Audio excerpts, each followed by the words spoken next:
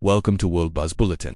The White House has defended its dramatic escalation against the Venezuelan government as a necessary intervention to prevent a burgeoning security crisis in the Western Hemisphere. Administration officials state that the decision to implement a total maritime blockade and recognize a transitional council was triggered by clear evidence that Nicolás Maduro was preparing to host long-range strategic assets from rival global powers, coupled with a humanitarian collapse that has become a direct threat to U.S. border security. The administration's Operation Sentinel is built on three core justifications.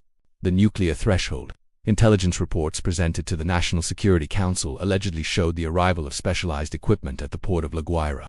The White House claims this move represented an attempt by Caracas to establish a permanent hostile military footprint that could threaten the American mainland. Regional migration control. President Trump has argued that the root cause of the historic migration surge at the U.S. southern border is the continued presence of the Maduro administration. By forcing a rapid transition, the White House aims to stabilize the Venezuelan economy and encourage the repatriation of millions of displaced citizens. Energy security. With global oil markets remaining volatile, the administration has signaled that a post-Maduro Venezuela could return to its status as a primary, stable supplier of heavy crude to U.S. Gulf Coast refineries, reducing American dependence on Middle Eastern energy. The response from Caracas has been one of extreme mobilization. President Maduro has declared a state of exception, characterizing the U.S. moves as an illegal act of piracy. He has called for a great national march this weekend and has reportedly moved elite Black Hornet Special Forces units to the coast.